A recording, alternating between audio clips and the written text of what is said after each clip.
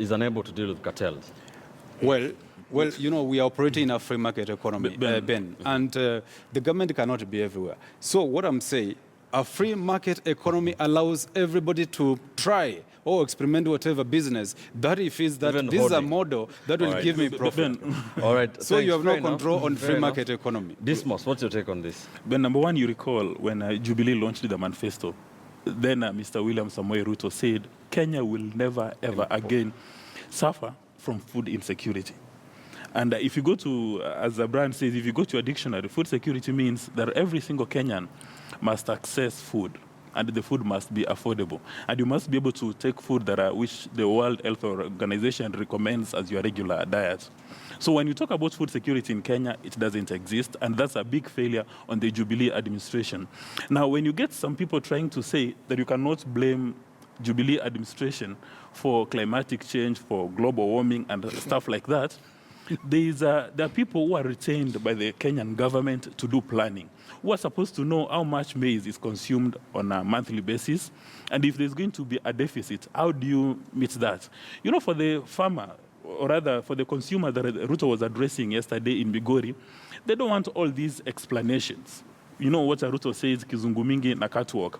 For the consumer, they want to be sure that they've got maize at the table.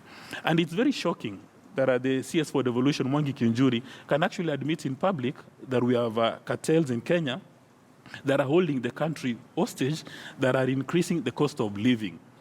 Therefore, admitting that the Jubilee administration is unable to manage these cartels. If a government headed by President Kenyatta cannot manage cartels, then what are they doing in office?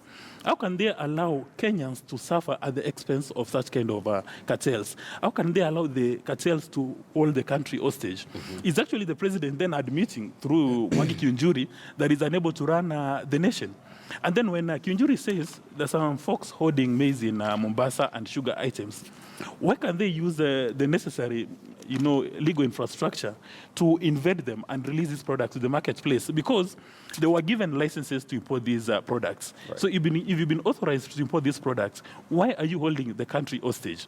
And I see Professor is struggling to say something.